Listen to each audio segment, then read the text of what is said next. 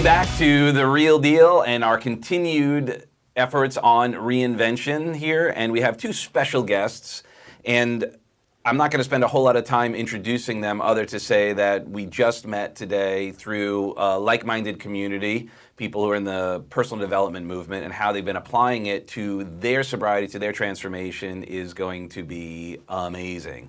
We'll say this, they're both named Darren, which is awesome. So if I say, what do you think, Darren? We'll see what happens. So I'd like to allow them to introduce themselves and share briefly who they are, where they're from, and where they're going.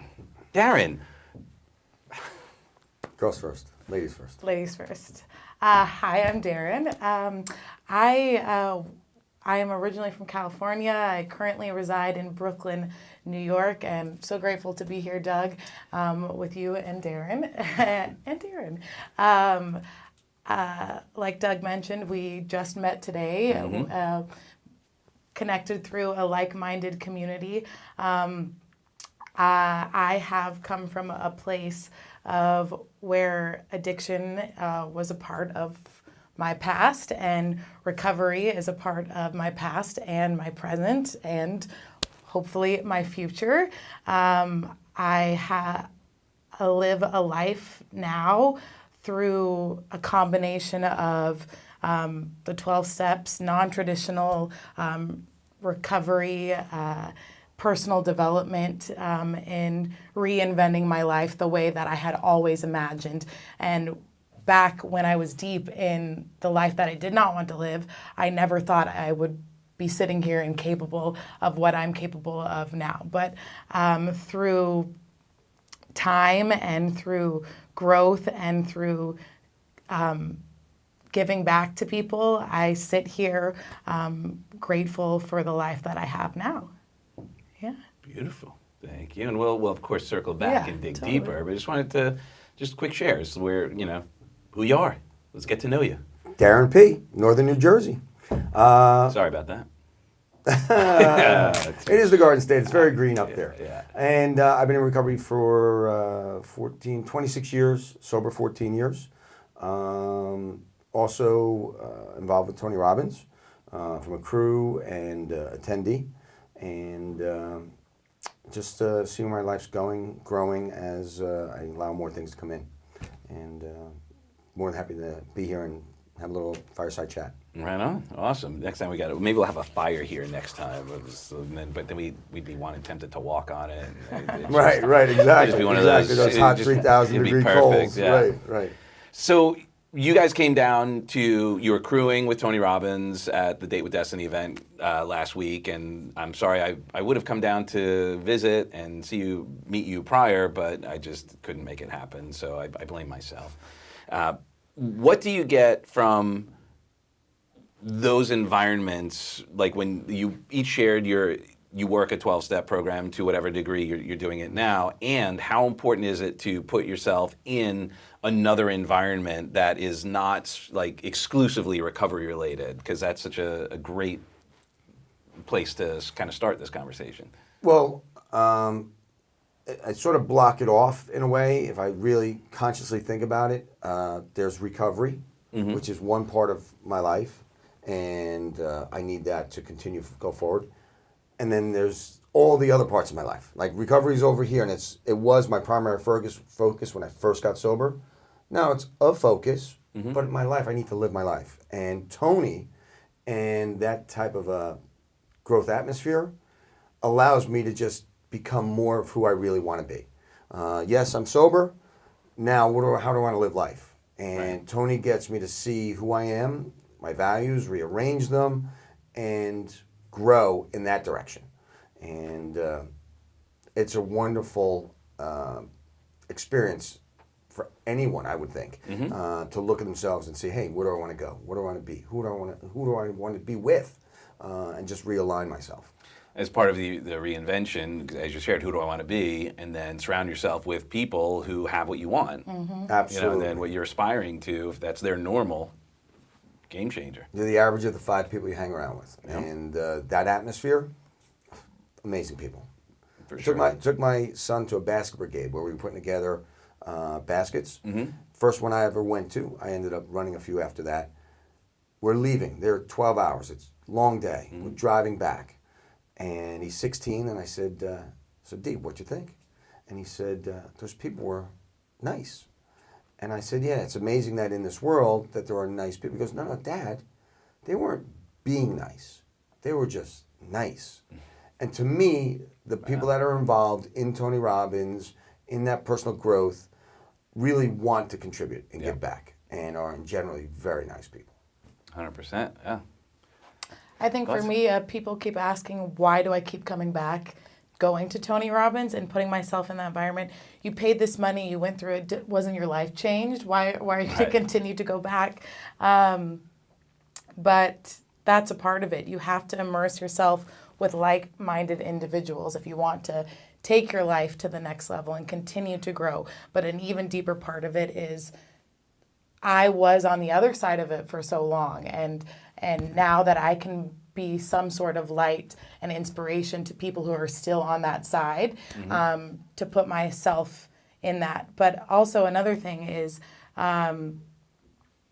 whether or not you work a 12-step or are in a 12-step, life is not just in the rooms of recovery. You have to actively do the work in the rooms, outside of the rooms, and then you have to integrate yourself into real life. And all of the people that you're around are not going to be people who have the same values or same beliefs as you. So being able to immerse yourself in different walks of life to use the tools that you've been working on for so long in and out of the rooms, and then putting them into place in an event like. Well, sorry, I couldn't Yeah, mean to interrupt you. I was just no, thought, no, it just made me go think when you ahead, go talked ahead. about the tools is they're almost exactly the same. Yeah, totally. Just the context is a little bit different, but the application is still about creating a life worth being sober for. I think what I found, the reason why we focus so much on the personal development aspect of it is part of it is just to break the stigma around addiction, because using the 6 needs model, everyone's an addict. So then okay, now let's start using this to an advantage, to a sustainable addiction. And obviously the term addiction has some other connotations, right? If you're really truly addicted to something, other parts of your life are being sacrificed and compromised.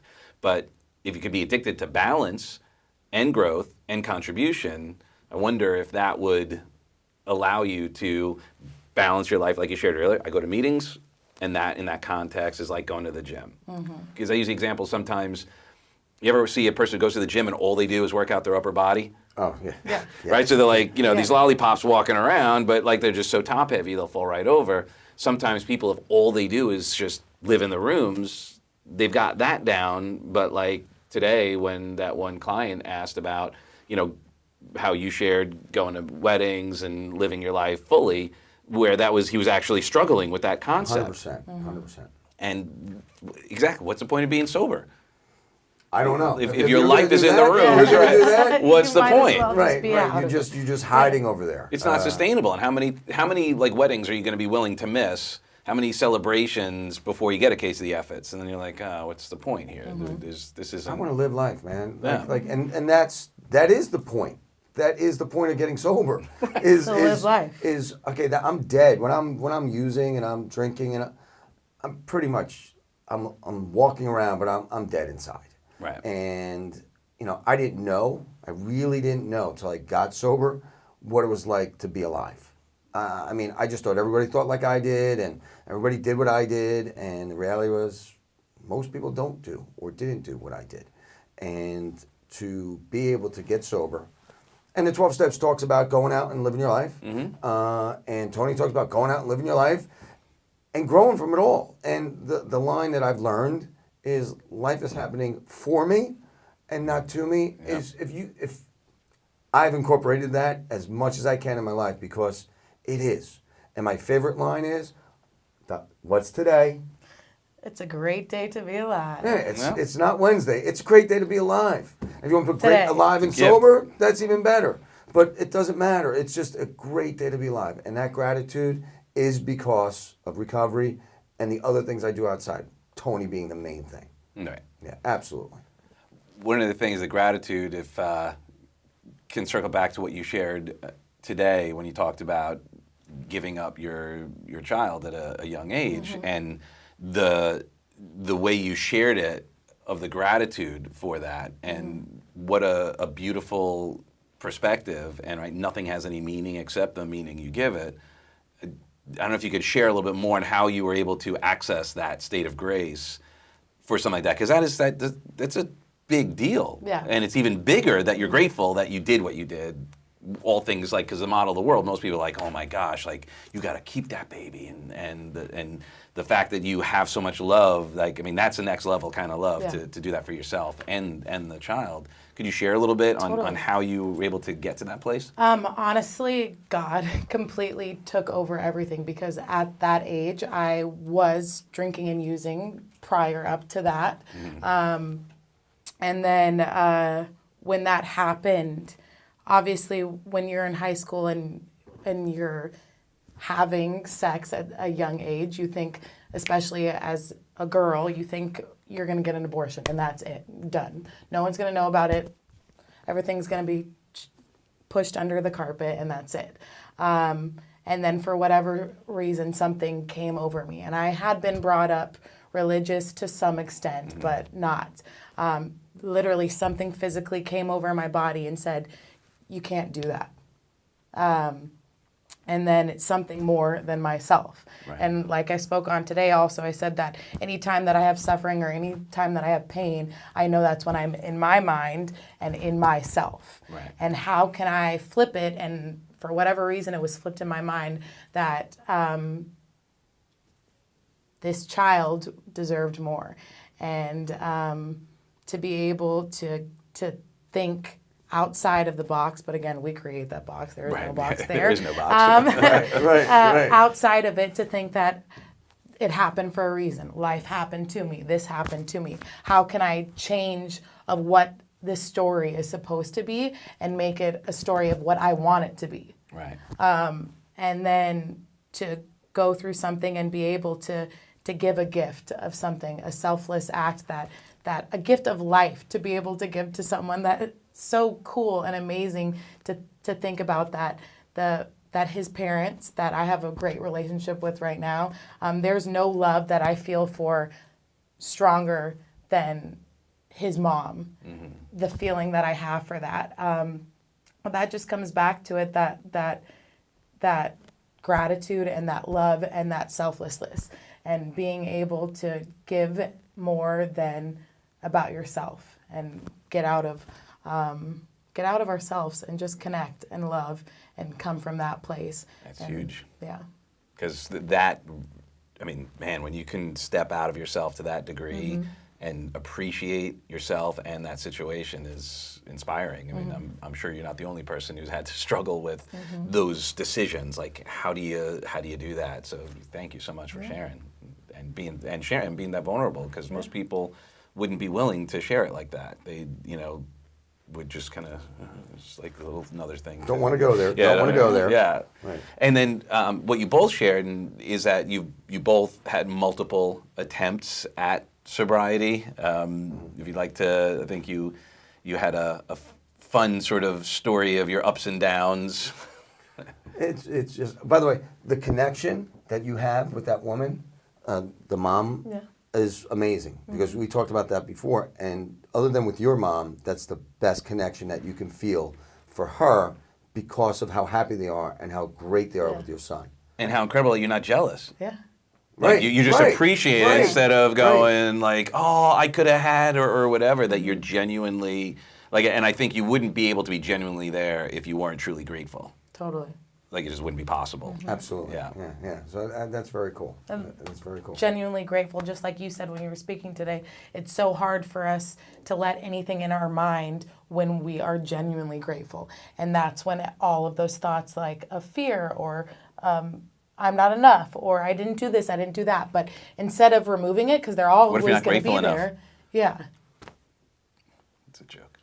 I got it. No one gets it. It wasn't that funny. It wasn't funny at all. I know. Look, and it's only going to go downhill from here, so that's good. Yeah, it's going to be a long one. As far as the in and outs, December 12th, 1988 was the first time I was brought into the thought of recovery. And That was my first sobriety date, December 12th. Really? Weird. Not 1988. I was not even born yet.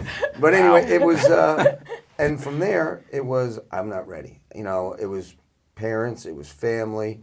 I went through the motions, and I was that way for, I think, 12 or 13 years, where I'd put some time together and then not, and I got married and had some kids, but I didn't really accept me being an alcoholic. It was all outside influences saying, I need help, you need help, you need help, and things that would cause emotional upheaval in the family, or just not good times. Right. And things advanced and progressed, and like they normally do if you're like me. And they progressed to the point where I was shown enough facts, enough experiences that, wow, like it says in the book, 413, 414, and wow, yeah, I didn't want to really admit this, but I too am one of those people that need some help, alcoholic, drug addict, what have you. And not until that point did anything really click. And at that point, it was not a happy day, don't get me wrong. It was not something I wanted to admit, it's not something I wanted to feel, but that was my jumping off place. Right. Absolutely. We got to get to need, the gift of desperation. 100%. Where you're finally like, all right, enough's enough. And, everyone experiences that position at different parts. Like some people's bottom or other people's top, right? Yeah. So 100%. that's the illusion I think some people have, is that they go, well, I'm not as bad as that person. Yep. Like, are you waiting to be that bad? Right. Like, you want to lose your house, everything, you want to lose everything, and a limb, and then finally you're willing to, or are you willing to just, kind of be okay that you deserve better? But I would be like, I'll wait. Nope. Yeah. I'll wait. Bring it on, bring it on. Until I'm Let's ready, go. I'll wait. It's not Right. going to happen to me. Not me. Yeah, absolutely. And you yeah. had a similar. And for me, my bottom was not my bottom that finally was like, this is it. So I had been to treatment. I had been forced to treatment. I had been forced into the rooms. And I had been arrested. I had done all that. But still, no one really knew about all those things. It was hidden. I was still living a life. I was still having a job. I was still doing things. Not everyone knew about it. And for me, wrapping back around to the day that I woke up after a binge, where I didn't do anything crazy. I just woke up not knowing what had happened the night before. It wasn't as crazy as it had been before, until I realized that I can no longer wake up and settle for the life that I'm living. Right. I'm living a great life, and I'm still doing these things, but I know that I'm capable of having an even greater life. And I need to remove this substance, this thing out of it, enable for me to live the quality of life that I'm destined to live. Right. And which brings us to, you both shared a similar pattern, which I'm hoping people are kind of grasping from this series, is what you did was kind of raise your standards, right? Like Tony talks about. You kind of started, you took your thermostat and you raised it up. And you said, this is where at least you're the lowest you're willing to accept for yourself. Yes. How did you get to that place where you accepted your majesty? You accepted, like you shared today, like, I'm freaking awesome. And so are you, and so are you. And what you talked about, that connection with, that heart center, like just to feel that mirror, to reflect back that love, the genuine namaste kind of experience. When or how did you get to that place where you could accept being awesome and being okay with being awesome? And those are two different things. They really are. And I have to say, thank you, Tony, because I'm sober a little bit, and that's all great, all well and good. Went to my first event, and at the event, there's a big crowd, whatever, and some guy comes over and says, we're going to go take this piece of paper, we're going to write something down, and we're going to throw it into where the fire is, and it'll just be, a little thing of ritual, so we're going to get rid of that. We're going to work on that this weekend. And it's in Secaucus, New Jersey, and we're walking underneath the garage, and there's like 5 or 6 of us walking with a crew member. And he says, anybody want to share? Anybody want to share what they wrote? No one's saying anything. I'm like, all right, I'm here to do this full out. Like, dude, I'm here. I'll do it. And I go, I'm just not good enough. And his answer. It's your first event. You haven't even known where that was going. How brilliant. Exactly. I'm not good enough. Like, I knew that's my gut feeling. That was my biggest issue. And his response was, we get that a lot. Of course, in my head, I'm the only guy that feels this way. Of course. I'm the only one. You're Everybody else, you guys all look so good. Yeah. I compare my insides to your outsides. I lose every time. Yep. And that's the way I was living. And then it's a really hard life to live like that because I'm never good enough. So how can I be awesome? And awesome, the second part of it is not any better or any worse. I just know that I'm right where I'm supposed to be right now. Mm-hmm. And that's a huge shift. Because it was always what went wrong or what's going to happen. And it could be positive, negative. Usually it's negative projection forward. I'm here living my life. Life is happening for me. I'm learning as I go. I'm awesome. And to be able to say that and not be conceited or think, I'm not. I'm a man among men, a worker among worker, just another guy. But it feels a lot better to say, I'm awesome, I'm happy with who I am, I'm content with who I am, I'm pounding on this mic. It's a freeing feeling. Yeah. And Tony was able to take that to another level.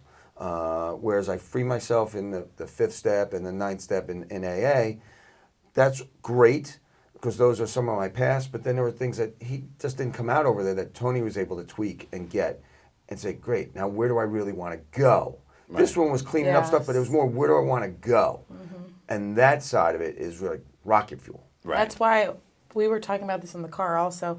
The 12-step is a great place to start to identify with, I'm an alcoholic, I'm an addict. To be you as who we were or who we are, it's easy for us to be able to relate to something and have that to relate on and realize this is what I've done, this is what I'm continuing to do. But then when you come into the Tony world, it's like you were that, you've acknowledged all of the things that you've done, and now who do you want to be? Yeah, and you have everything inside of you to be able to be whatever it is that you want to be. But you have to acknowledge what you've been before in order to go where you want to go next. Right. So that's... All I need is within me now. All I need is within me now. Or at least within your reach. Yeah. Yeah, absolutely. Absolutely, no. Absolutely. Yeah. 100%. And anything that you continually tell yourself, positive or negative, is going to manifest in your life. Of course. Well, and a lot of the work we do here is around the identity, right? And as part of the reinvention philosophy is when I'll ask the question, what do addicts do? And what do addicts do? Whatever what do they do not do? They lie, they scheme, they get over, they use, they cheat. So here's a challenge. Hi, I'm Doug. I lie, cheat, steal, use, manipulate, right? Exactly. So now, you want to hang out? Right? And they're like, no, right? Or if they're unhealthy, yeah, come on, finally, someone like me. And that's where we do a lot of the work is, perhaps maybe, like you said, I'm grateful addict or... Right, recovered alcoholic. Or whatever it is. I'm a gratefully recovering or whatever it is. Because the challenge is you're so much more than even someone who has the malady of addiction. You're allergic to alcohol and drugs. That's kind of it. That's exactly right. No one, I wouldn't identify as something, if we had a name for someone allergic to peanuts, right? And then feel bad about myself for it. 100%. So the fact that you're taking on so much more and even temporally kind of going, well, that's who I was. I struggle with the malady of addiction, and I have so much more to offer. There's so much more to life about enjoying life holistically. And the theme that you shared today, which is one that we pound into, basically everyone we meet, is connection to something bigger, to God, to Mother Nature, to the unseen. And to each other. Right, and it's that unseen connection, though. It's that one that you feel. You can't really. It's not like you go, oh yeah, I see. No, not at all. You know, It's a it's feel. like it's a deeper thing. Like okay, cool. Like we just had a moment. Like there's something there that was kind of beyond words, and I think for me, just and maybe this has been your experience, and then I'll shut up. Is I think a lot of times people end up using drugs and alcohol as creating an illusion of a spiritual connection. Like even there's some religions that use it, like the Rastafarians with marijuana and even like ayahuasca and all that kind of stuff. Sure. And I've never done anything like that. Well, pot I have, not ayahuasca, but there is an element and a mindset of using some external stimulus to create an illusion of a connection. I don't know if that's something you were present to, but in this conversation, what you shared today, the importance of that spiritual experience, whether it even just be seeing God in each other, did you experience that with your use, the illusion of a connection? Was there something, a spiritual void that was being filled? I had a lot of spiritual experiences with hallucinogens and things like that, but not in the sense of I was looking for it through it at all. There were things that happened and opened my mind to see things. And, you think of these people like the ayahuasca, it's like, there's a thought. Not one I'm going to do, but I would have done it had I been using. Yes. Had I been using, I'm in. Right? I'm And in. if someone told you, It's going to be a spiritual experience. Yeah. I'm down. You're right. Absolutely, 100%. But it was not something that, in my course, that was the journey I was on. And Right. as far as spiritual, I had to look up, because we talk about going anywhere we want on earth, as long as we're spiritually fit and legitimate reason for being there. What the hell spiritually fit mean? What's it mean? Like, what does that mean? And and in the book, it's in a couple spots where I was able to find it, but one guy said to me, if you put in a cart, you go to the supermarket and you bring the cart back to where it's got to go, that's spiritually fit. And the gist is, if you're comfortable doing the next right thing, Right. and not being selfish and thinking about others, you're probably in a good spiritual situation. So I always bring that card back. And I always think about that, I'm like, oh, I'm spiritually fit. Right. But it brings me back to, okay, let's get back to reality. It's a great grounding technique, right? It's a perfect grounding technique. Yeah. Absolutely. Just it being 100%. present and Just gotta going- go shopping all the time. Yeah, right. So now you have a shopaholic problem. So right? You're addicted to bringing the cart back. Right, So- exactly. And you go into a place, and if they don't have a cart, what do you do? I'm in trouble. Yeah, right. And for you, what was? I mean, you shared your breakthrough moment of a interpersonal connection as a spiritual experience. For me, when I was drinking and using, I wasn't consciously. Oh, I wasn't Yeah. suggesting that it was a conscious thing. I think that's. I guess what I was inferring is that that's kind of the underlying Yeah. thing. Like even just saying I'm not good enough is already saying I'm not worthy of connection Yeah. to something bigger. Yeah. So that void is being filled, and maybe I'm just sharing it as a way to maybe have people think and go, oh, I could see that, and potentially open their eyes, Yeah. their hearts, their spirit to something like that. So yeah, I wasn't implying that people are like, all right, God, come and see me. Yeah. I wasn't like... Wanting something more or needing something more or feeling more of enough, yes. All of those things, because at the end of the day, whenever I would get to the peak of my addiction or of using, I would always find myself talking to God, but I never had talked to God at all through it. So yes, that this road leads you to that spiritual No. presence, but yeah, I definitely think that's it. It's filling up that cup that we need to learn how to fill up in other ways other than drugs and alcohol. Well, and that's where the contribution Yeah. comes in, is that, you grow your vessel, so you grow yourself, so the bigger you are, the more you can give. And to be able to have that moment doing the Bass Brigade, we do it every year here. I've been doing it for the last 15 years, and it's such a great experience. That story for another time pulled me out of, like, literally, I was about to kill myself. And it was right before I just made a decision to do a basket brigade. And I was like, I have no money, I have no nothing, I'm almost homeless, but I know people who have money, so I got to get out of myself. And we organized it, and I just raised some money and fed people. And that, being in that state of contribution, be grateful for all these other people who were able to contribute. And my contribution didn't have to be money because I didn't have it, but it had the effort, it had the intention, and it had then the actions behind it. So let's go even not deeper, but for someone who's watching this, I did not believe that would make me feel good.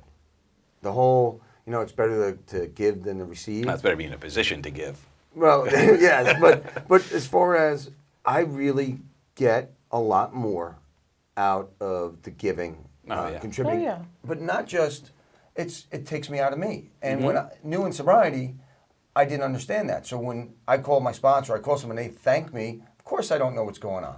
And the reason I wanted to bring that up because if someone's listening, they're going, I don't want to call them. I don't want to do this. I don't want to do that. I don't want to bother them. By all means, do go ahead and bother. Don't deny them that gift of service. It's because they will appreciate it. I will appreciate you reaching out to me. It gets me out of me. And sometimes, think about it. How many times have any of us had that situation where someone shared they were in a thing, and you're like, why didn't you call me? I know. Oh my gosh. Right here. Here's my number. You had the whole time. Man, that sucks. Absolutely. Because we think about we don't want to be the person calling and asking. I did that for so long. Right. And that's not the case. And so did I until I actually started to get sober. Yeah. And I started to listen. They said, call. Okay. Because I'd start thinking again, I don't want to, they said call. It was simple as this. They said call. Oh, call. Okay. That's it. In worst case scenario. They don't answer the phone. Right. When they say, sorry, I can't talk right now. All right, no problem. Right. Yeah. Right. But I got all these schemes in my head. But that's the thing as well. Just picking up the phone and making that call may be a curative in that moment, even if they can't talk. Like, oh man, I just heard your voice. Cool. All right. Thanks. You call me when you're done. But at least was enough of a pattern interrupt, Absolutely. so that you can stop. I mean, it's that 5-second rule, right? We do it a little longer for other things, like if you have a shopping addiction, wait 24 hours if you still want it, right? 5 seconds may not be enough, right? But in crisis situations, it's those 5 seconds that's going to get you to choose that path with that energy. Make that right decision. Yeah, because you've got energy, right? So if you're about to fall off a cliff, and then you find your alternative, you will have the energy to keep going down that path. And sometimes, it's crazy that illusion of I don't want to bother them. Right, I'm not worth the bother, or whatever the case may be. Right. Night and day from being able to do it to not doing it. Terrible, miserable life in my own head to, wow, I just changed my direction right there. Right. And helped somebody along the way, which I didn't even know happened. Well, and so that falls back into those 3 pillars, right? So the story, that's a story you're telling. Oh, they don't want to talk to me. I'm not good enough, right? The strategy, picking up the phone and doing something about it. And then the emotion, the state you're in. What state? So really the only thing stopping you is that story. 100%. Or I say 100% a lot. But yeah, 60% of the time you're 100% right. So yeah, I mean, it's, again, there's only so many ways you can draw a square, and it's just what you each have shared is kind of basically find your tribe. Find the strategies that really work for you. Before I forget, I wasn't eavesdropping, but you did share something because I was kind of in multiple conversations when we were talking earlier with Heidi, and you had shared earlier today, you're a dancer, an actor, you've done all of that stuff, and she asked you if you miss it. And your answer was brilliant. So you were eavesdropping. I was.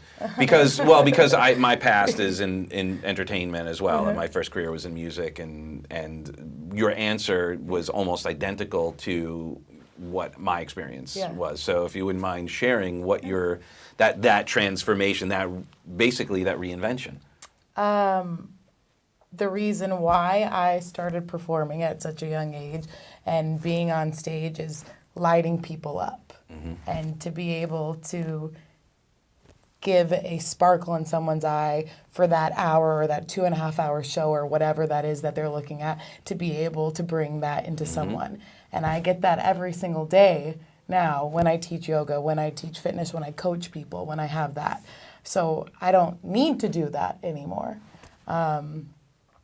And frankly, a lot of my past addiction and all of that came from when I was performing and doing that, and my career wasn't going the way I wanted to. Then I filled that void of not being enough and not getting to the next level with drugs and alcohol. Right. Yeah. Beautiful. Yeah, similar not lighting people up, but for me it was like helping people make music of their lives, because that was my first career. Good line. So it's just, rather than just helping people make great records, now I help them make music of their lives. I help them create that symphony of I am, you know, just all the different parts working together and using. Didn't happen to me, it happened for me. That did, you know, when it's like dissonant, like those moments where it's like, ooh, those rubs. But that's what, you know, the blues, right? A blue note, right?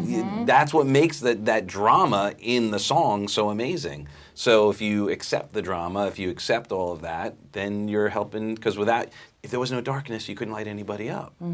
So it's using that all. So thank you for sharing. So that was cool. God made me listen. That was. What do you guys do when things aren't going your way? What are some state management strategies that you found to be effective?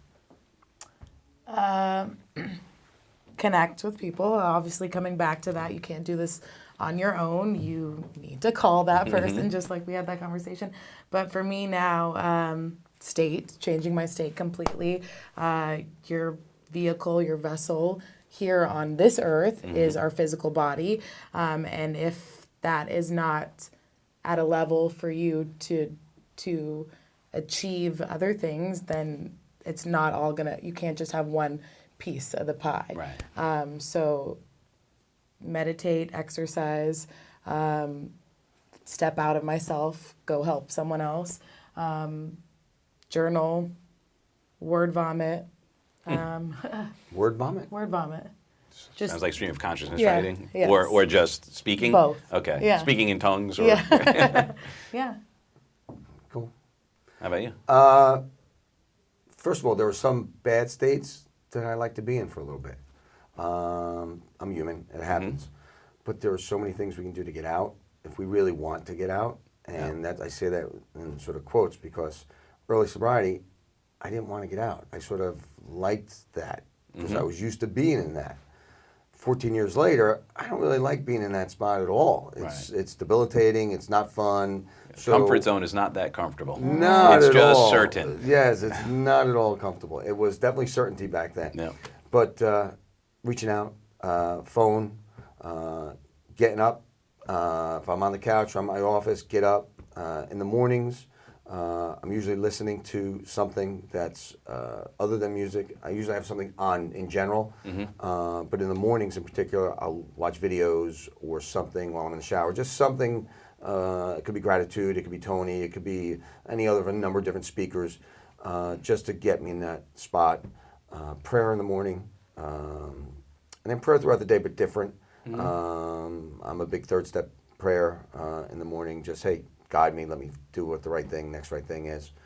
I know that I can pinpoint different times where I wasn't feeling right, I was in the car, and I literally called newcomers.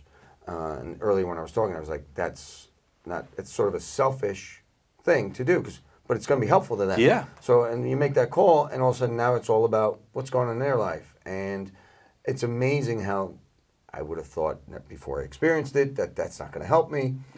Invariably it does. Reaching out to a newcomer, staying after and cleaning up after a meeting, being involved around people, not sitting in a corner, making an effort. Yeah. Those are all things. It could be just going out to dinner, like just going. I'm going to pick a nice place to go and have a dinner around other people. My kids are both basically out of the house. I'm divorced. I'm by myself. I can choose to sit alone by myself, and at times that's nice. But 90% of the time, I'd rather be out and about around other people. And I will say, me by myself for any long period of time is not the best spot for me to be. Right. I'd like to be out and about.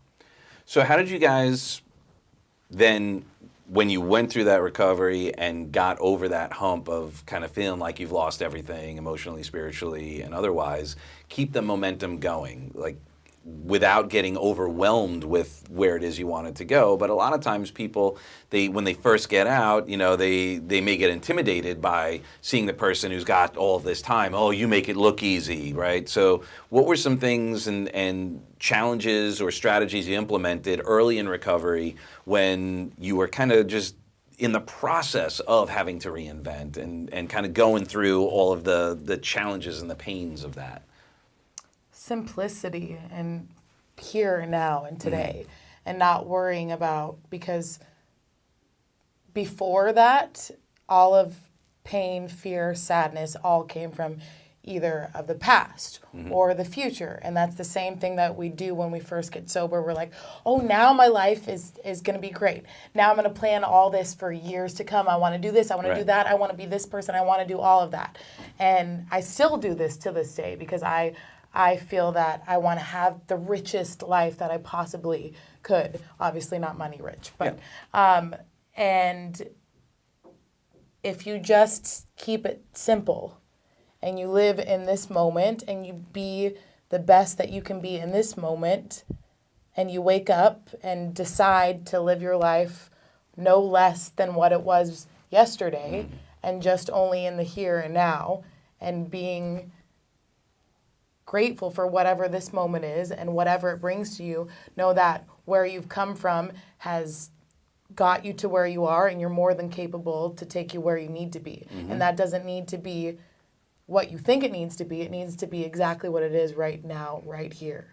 And one of the things that I do my best to teach is whatever your goals are that you want to achieve, what state are you going for? Like if you had that, how would you feel? Yeah. And then go, okay, well, start feeling that now, and then guess what? You'll start you'd be grateful, you'd feel confident, you'd feel, accomplished. Well, let's put that in your body right now. Let's get that state now, and you'll find that you'll be moving towards that with more grace and elegance anyway, because it's not the stuff you want, it's not the title you want, it's not the changing the world you want, it's what that means to you, how that will make you feel ultimately. So you prime your pump by putting it in your body, and then you go, oh wow, I could be there. Speaking of which, my Apple Watch just said time to stand. Should we stand? Let's stand, all right. Hey! All right, yeah, how long is it? Off the mic, there we go. That's good. Will's like, oh no, The frame, here we go. Sorry, Will. Was there any wide shots? You get everybody standing, okay. So same for you? What? Initially, trust.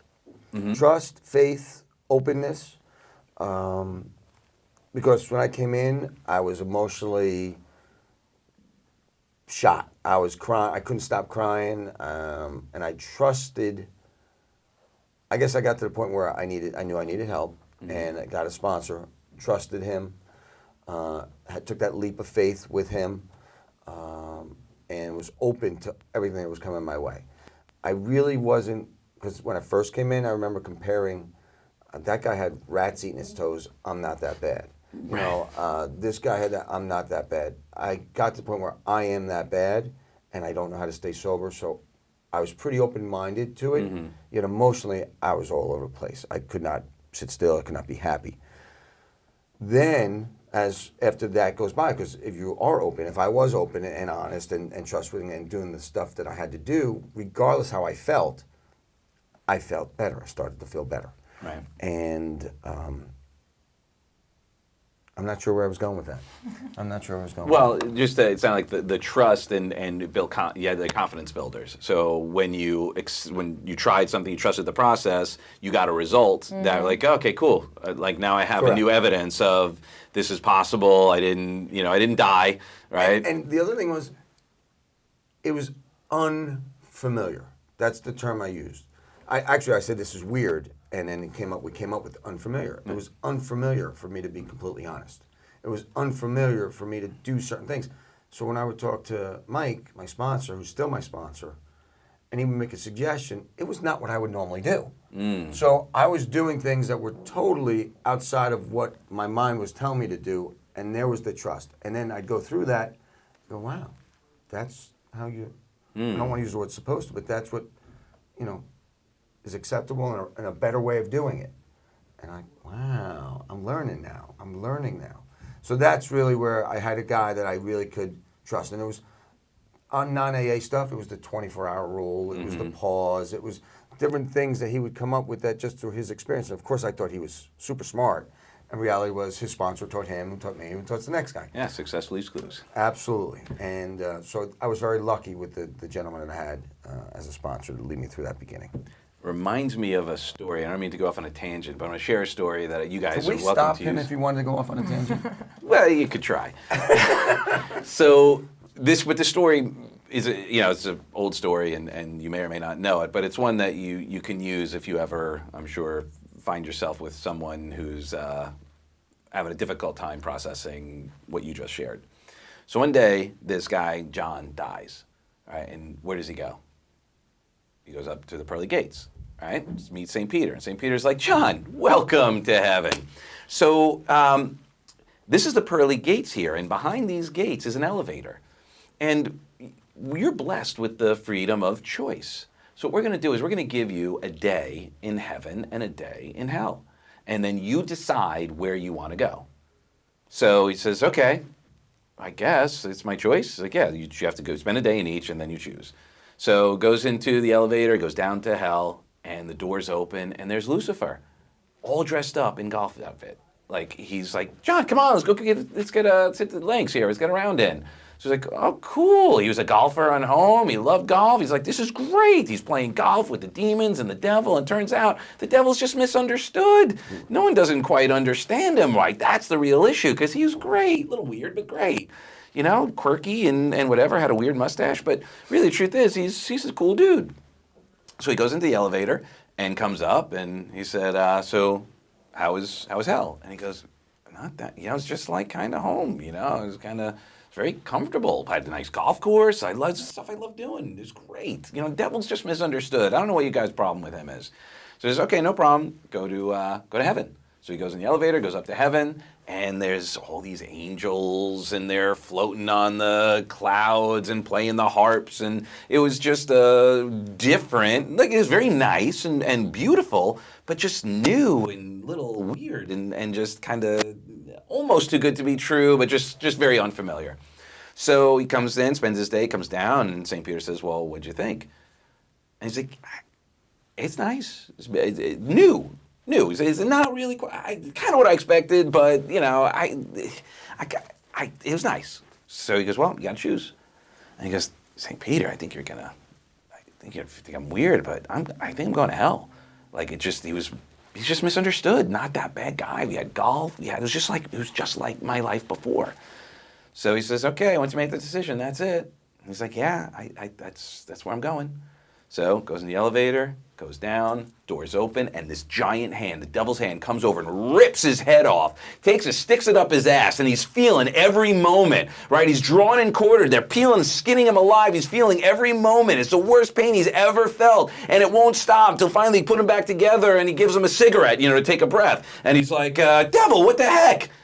Should have been, what the hell? He's like, what happened yesterday? We played golf. It was amazing. What's going on? And he goes, yesterday I was recruiting you. And I wonder if sometimes our experience, our relationships with the familiar is really recruiting to go backwards, to pull us into us where, if we're not growing, we're dying. And if we just stay familiar, we're stuck. And that just inspired the story. I don't know why I told it, but it's fitting. Yeah. It's absolutely fitting. Did you know the story? You were nodding your head like, okay. I did not. I was waiting for the end. The familiarity thing. Yeah, it's easy to fall into that familiar. Yeah. It's easy. And this growth stuff and this recovery stuff is not easy. Yeah, it's a conscious effort. I mean, staying away from drinking a drug on a daily basis is not hard today at all. Simple. Mm-hmm. But the growth part, got to work at that. Well, where do you get the most growth? The first rep or the 10th? 10th. The 12th. Right. Right? When you got no me, more you in got you, me, right? It's right, like, right. and that's where the trainer's pushing you to take it to the next level. Absolutely.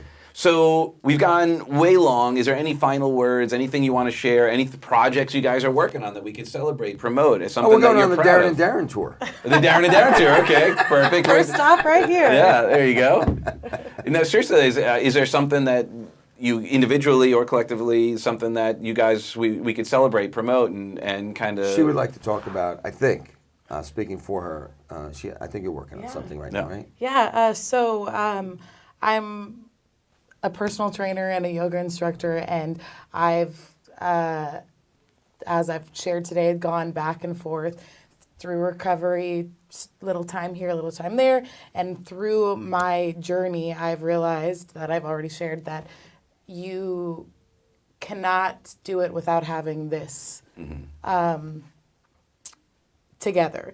And so a lot of times I went back and forth with like, I'm not really an alcoholic, I'm just young, I just like to party, I'm not this, I'm not, which I still don't 110% relate with being an alcoholic or an addict, because that's not who I am today. Right. It's something that I have an allergy to, that I have a substance that I'm grateful that I went through, because I would not be the person that I am today without it.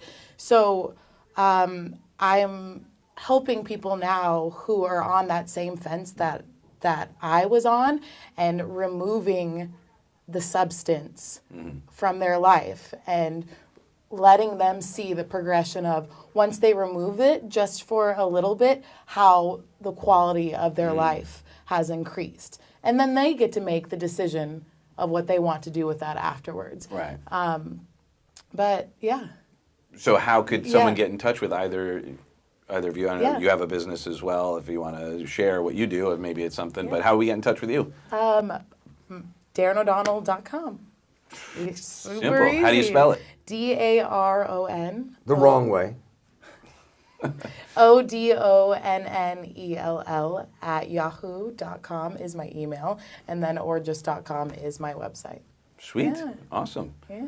And I really didn't think about promoting anything coming on here, but well, we're here for just promoting your success, and we Right. want people to get to know you even more. the Northern New Jersey Basket Brigade. Did not operate this year. Next year we'll be operating again. If you're up in the North Jersey, Bergen County area, North New Jersey Facebook page, North New Jersey Basket Brigade.